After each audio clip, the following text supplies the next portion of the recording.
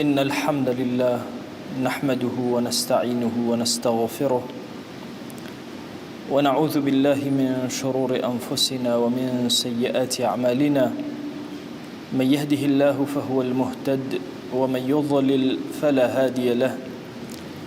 أشهد أن لا إله إلا الله وحده لا شريك له، وأشهد أن محمدًا عبده ورسوله. يا أيها الناس اتقوا ربكم الذي خلقكم من نفس واحدة وخلق منها زوجها وبث منهما رجالا كثيرا ونساء، واتقوا الله الذي تساءلون به والأرحام إن الله كان عليكم رقيبا. لپاش سپاس و ستایشێکی بێهامتا بۆ کردگاری مەزن و داواکردنی درود و ڕەحمەت بۆ سەرگیانی پاکی پێشەوای مرۆڤایەتی محەممەد صلی الله تعالى عليه وسلم. حەکیمی کوڕی حیزام ئەکاتە برازای خەدیجەی دایکی ئیمانداران و خێزانی پێغەمبەری خوا صلی الله عليه وآله وسلم. حەکیمی کوڕی حیزام مەشهورە بەوەی کە 120 ساڵ ژیانی بەسەر بردووە، 6 ساڵی ژیانی لەناو جاهیلیەتە بەسەر بردووە و 6 ساڵی ژیانی لەناو ئیسلامە. لە دوای فەتحی مەککە هاتە خزمەت پێغەمبەری خوا صلی الله عليه وسلم، ئیمانی هێنا. لە دوای ئیمان هێنان داوای بەشی کرد، وتی یا رسول الله صلی الله عليه وسلم ئەعطینی، بەشم بدە لەو ماڵەی کە خوای گەورە پێ عەتا کردووی. پێغەمبەری خوا صلی الله عليه وآله وسلم بەشی دا. جاری دووهەم داوای کرد، جاری سێهەم داوای کرد. هەموو جارەکان پێغەمبەری خوا صلی الله عليه وسلم هەرچی ئەویست ئەیدایە. دوای ڕووی تێ کرد و فەرمووی یا حەکیم إن هذا المال خضرة حلوة. ئەم ماڵەی کە تۆ داوای ئەکەی هەم تەڕ و پاراوە هەمی شیرینە. فمن أخذه بسخاوة نفس بورك له فيه. هەر کەس ئەم ماڵەی وەرگرت بە سەخاوەت وەریگرت، تەنها ئەوە نەبوو دڵ و چنگ و هەمووی کۆی کاتەوە بین و قێنێ، سەخاوەتی بەکارهێنا و ئەیبەخشی، خوا جەل جەلالوه بەرەکەتی تێئەخا. ومن أخذه بإشراف نفس لم يبارك له فيه. ئەگەر کەسێکیش هاتوو بە ڕەزیلی و بە چروکی ئەم ماڵەی کۆ کردەوە و تونی ئەکرد لە لای خۆی و قایمی ئەکرد، هیچ بەرەکەتێکی تێناکەوە بۆی. كالذي يأكل ولا يشبع. ئەم ماڵ و سەرەت و سامانە وەکو ئەوایە هەر بخۆیت تووشی نەخۆشیێکی وابی، هەر بخۆیت و هەز نەکەی بە تێری، هەر بخۆیت بخۆیت.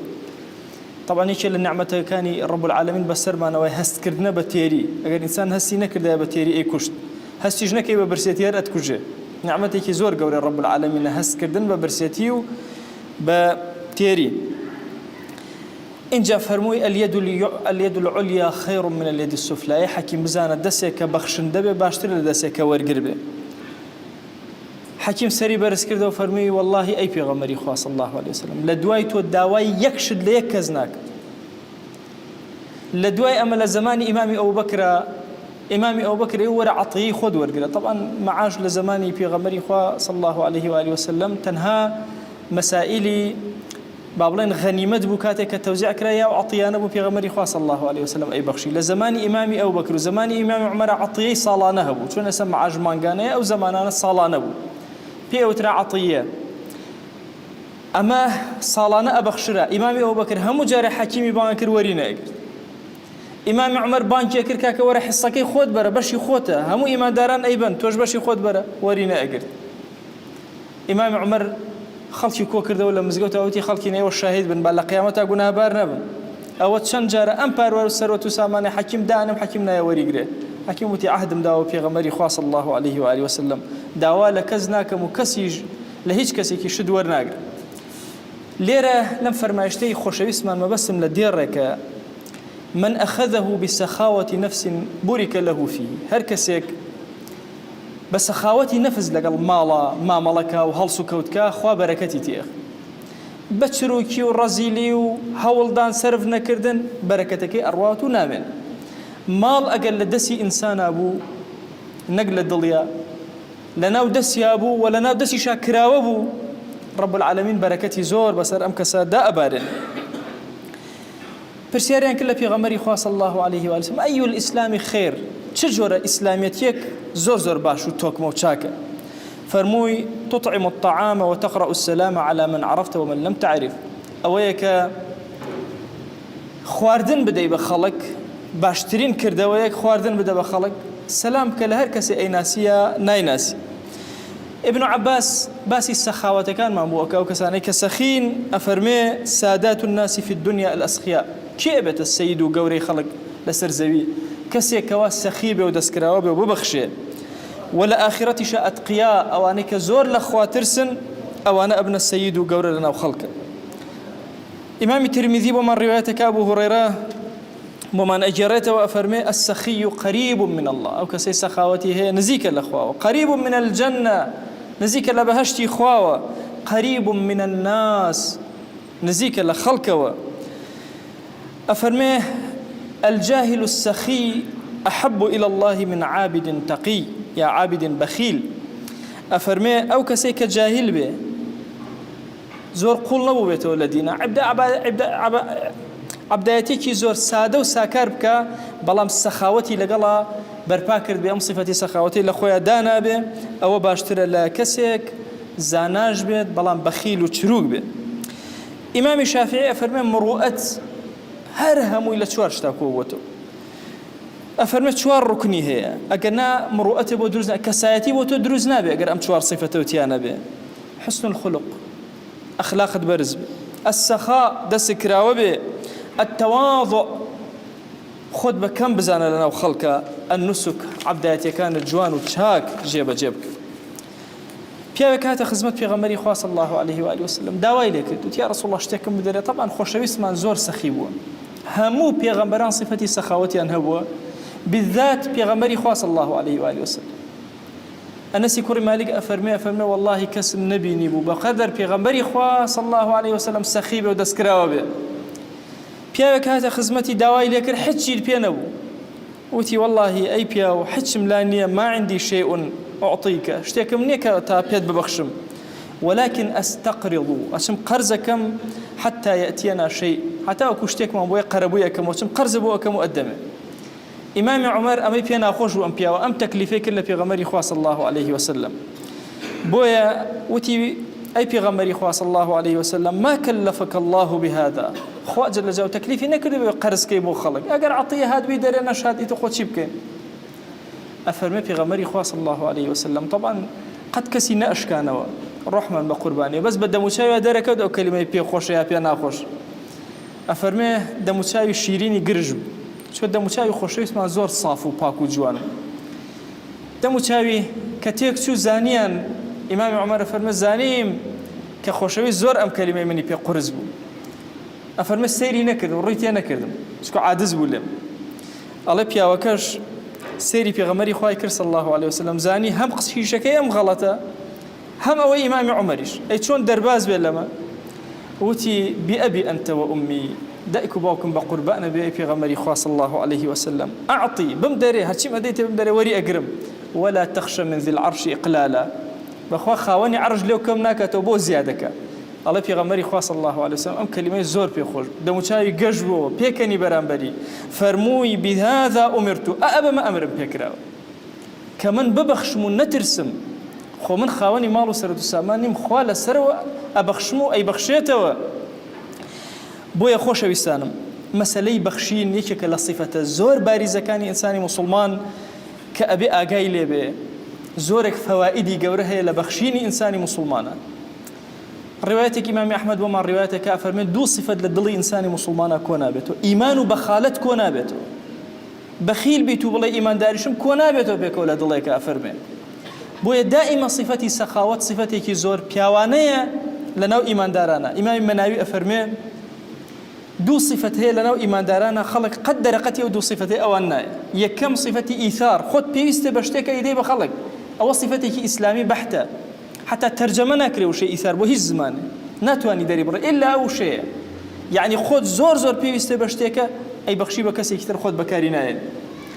ئەفەرمێن لە دوای ئەم صفەتە صفەتی سەخاوەتە کە ئینسانی مسلمان ئەبێ دەستکراوە بێ دڵکراوە بێ ڕۆحکراوە بێ ماڵ و سەرەت و سامانی نەخاتە ناو دڵی و بین و قێنێ لە ناو دەستیا و بین و قێنێ بیکاتەوە تا مسلمانان سوودی لێ وەرگرن بۆیە خۆشەویستمان ئەفەرمێ رب العالمین دوو مەلائیکەی تایبەتی داناوە هەموو بەرەبەیانێک ئەم دوو دوعایەکەن ئەڵێن اللهم أعطي منفقا خلفا خوایە هەر کەس ئەبەخشێ جێکەی بۆ پڕکەرەوە دووەمیشیان ئەڵێ اللهم أعطي ممسكا تلفا خوایە هەر کەس کو ئەکاتەوە وهی لێ بکە و پارە ئیسفادەی لێ نەکات تەلەف بێ و بڕوە أنفقوا طوعا أو كرها ببخشن رب العالمين أفرمي بخوشي خوتان ببخشن أجرنا بكره ليتان ور أجيرته بالزور أو بارتان لي ور أجيرته بنا خوشي ببهر شوازة بلا شوازة كان تو صاحبي نيت زور كان إنسان قليل رزق خويك على رزقم كما عزيزم رزق أويك أي خويت أويك كوي أكيتو كز نزانه شيء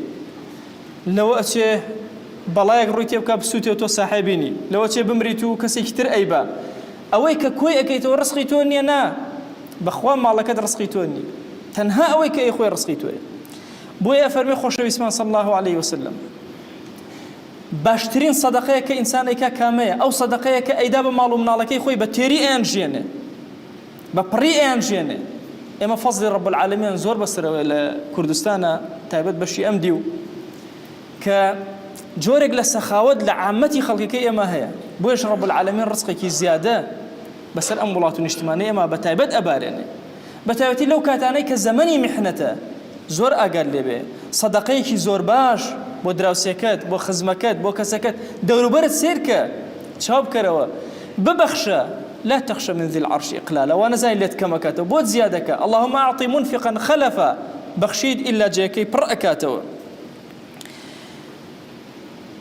فائدة كاني زور زورة فائدة بخشين زور زورة يكمن فائدة أوي للروج قيامته تو هيسترس وغمك الدنيا أما زور قرنج لساحي محشرة نترسي لمحاسبة نترسي كل شيء من هي نترسي شو رجل عبداتي بس سر السجدة بهشتا أبي بترسي لو يشيب كم للرجل قيامته أم آية بيروزا فرمي الذين ينفقون أموالهم أواني كما لكان يعني أبخشن سرا وعلانية بنهيني بأشكرا بهم باركة أبخشن فلهم أجرهم عند ربهم أو أجي خوان هيج ورقرن الله خوان بلام أقاد لي به فلا خوف عليهم ولا هم يحزنون نلا سر مرقة نلا ساحي محشرة نلا كاتي محاسبات ترسياني جابزان السخاوات شو صفتك قورية بياو أجري زور زور قورية لو تارك باسي باوكو فضيلتي باوكم بتفصيل بو كردون لا يوتيوب وأنا هي بقرن والسري تصورك باوك فضلكي بو أمن دا قورية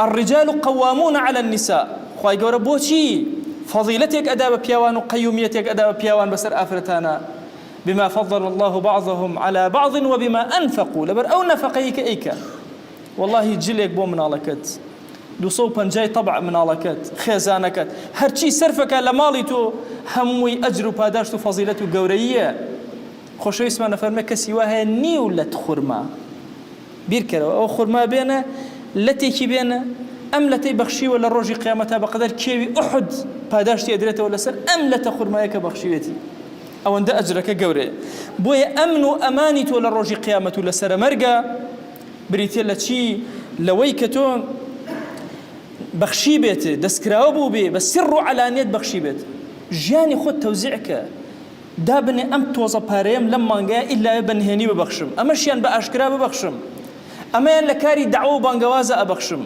أمان لكاري مزجوتك أبخشم أما زور قرنج إنساني مسلمان أم صفة الأخوة جبجيك أما صفة أنبياء عليهم الصلاة والسلام إيمان دار ببي أم صفة نايكري بويا لشريعتها أفرمي أجر كسيكي فقير بنمون شويني كيوكو أم أحمد داوي إما كسيكي فقير أجر هاتو إيواريك خواني نبو همو أهلي أم منطقية هر همو تاوان بارا بن لسر أم كسا كبسكي برسيتي رويشتو وخوتو وخويلة كوتو أم هزيك لبيني مسلمانانا هي أم قوتيك لبيني مسلمانانا هي همو يعني أبي أجان ليكتر بي والله أجر بيتو مسلمانك لو بري جيهان نزماني بزانين نرنجي وكو إيما بي هيشتك وكو إيما نبي أجر برسي بي إيما ليرا قناه باربوين أجر بتواني نبهانايا ونروين وإيما إيمان دار همو من وكو يكتل آوين بيك وكاركين پێکەوە ئەژین پێکەوە لە بەردەم ڕەب العالەمین محاسەبەکرێن لەژێر ئاڵای پێغەمبەری خوایە صلی الله عليه وسلم.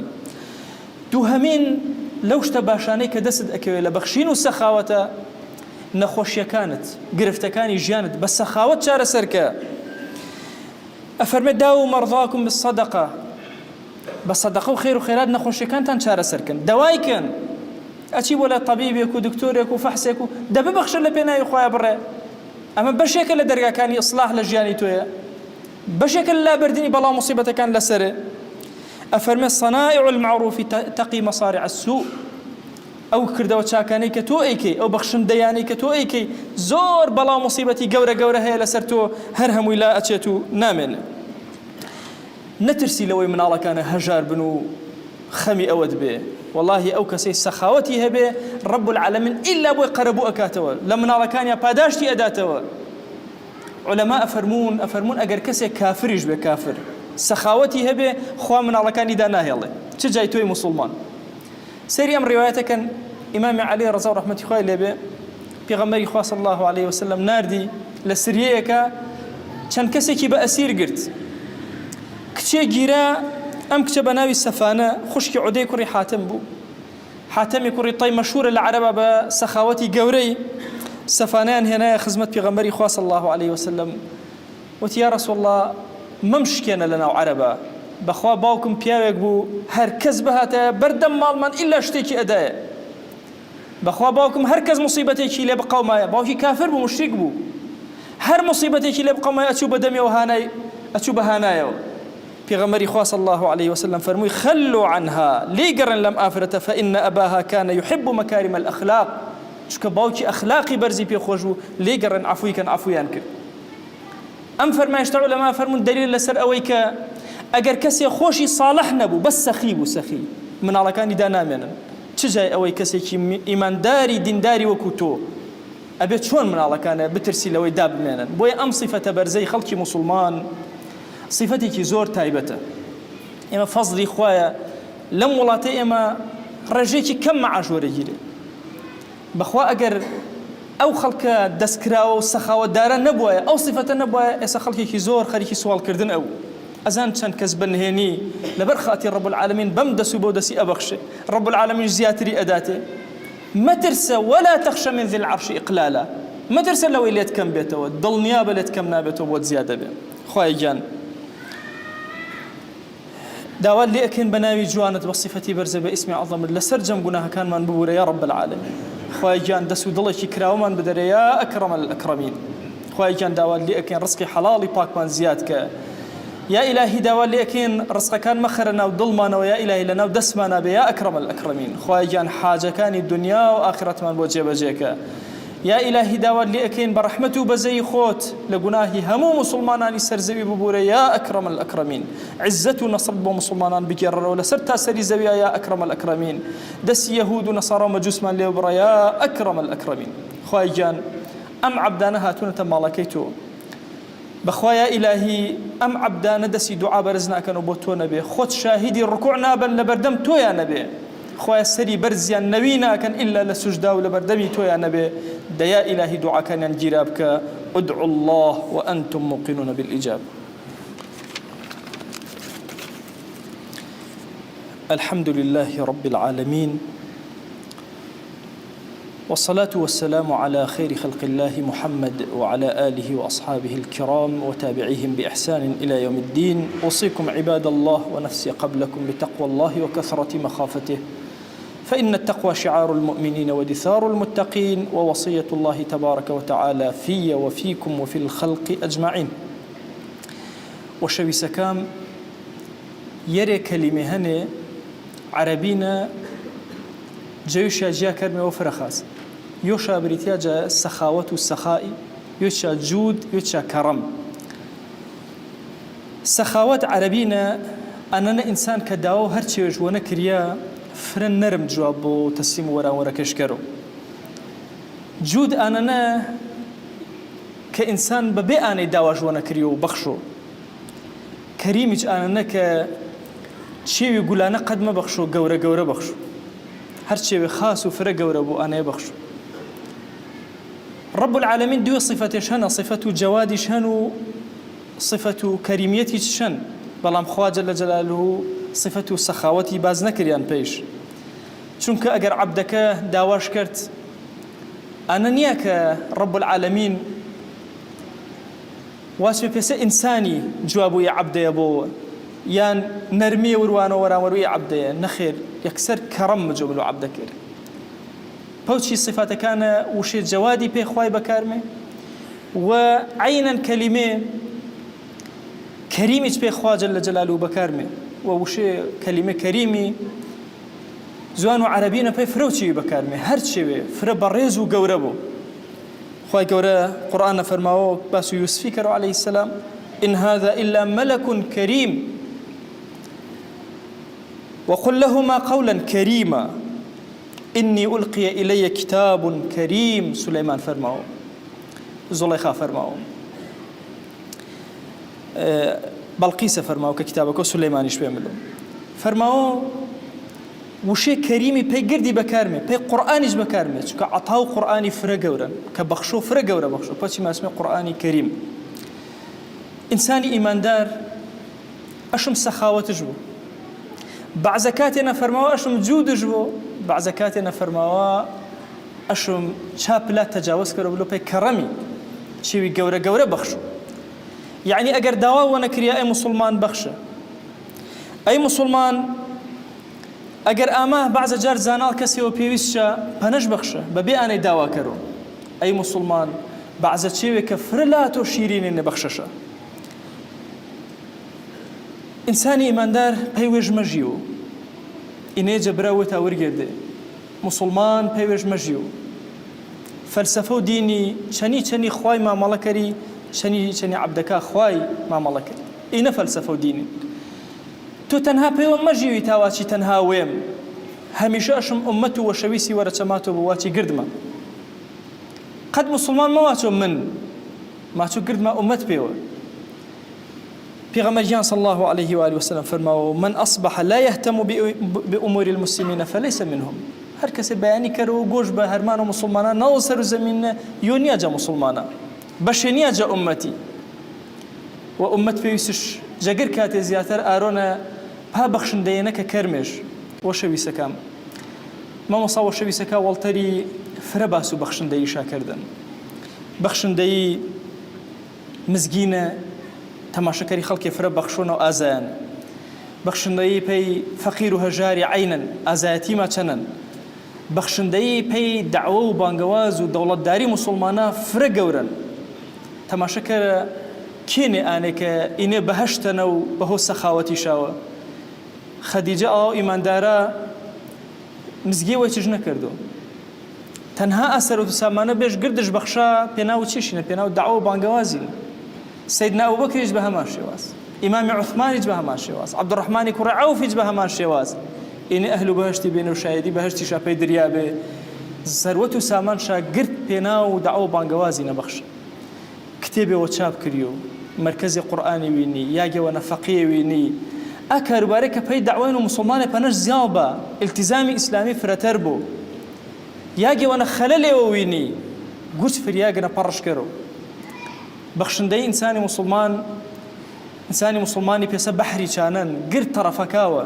ماچا هیچ کسی مولا بحری نبوسو عربنا وتنشا البحر لا يجارى كزمته وهام سايتي بحري كرو تكون نقمش كرو غير بروجه خيريه وانا بعد صلبو مزاني كامشا قبول كريو كامشا ونور كريو كامشا قيامتنا سرالبا نجبرزبو خويا جان دوا وانا كرمي كلمات ما كان قبول كره ضلي قشو دسي قش ما دفن يا الهي دوا وانا كرمي برحمته بزيويل بكرمو رزق روزي حلال ما زياكره بركات اسمان وزمين مجمل ماره هانا كما بيبر اوي كره يا الهي بيره كما بيبر اوي كره خويا جگر كات زياتر اسا اما تشما كما برزن محتاج رحمه اسمان تون رحمته بزيويل مجمل ماره وأوصيكم أيضا بالصلاة والسلام على رسول الله حيث أمر الله تبارك وتعالى في محكم تنزيله قائلا إن الله وملائكته يصلون على النبي يا أيها الذين آمنوا صلوا عليه وسلموا تسليما اللهم صل على سيدنا محمد وعلى آل سيدنا محمد، وبارك على سيدنا محمد وعلى آل سيدنا محمد، كما صليت وباركت على إبراهيم وعلى آل إبراهيم إنك حميد مجيد. اللهم اغفر للمؤمنين والمؤمنات وللمسلمين والمسلمات ولمن أنشأ هذا المكان. اللهم أعز الإسلام والمسلمين وأهلك الكفرة والملحدين. اللهم انصر من نصر الدين واخذل يا رب من خذل الإسلام والمسلمين.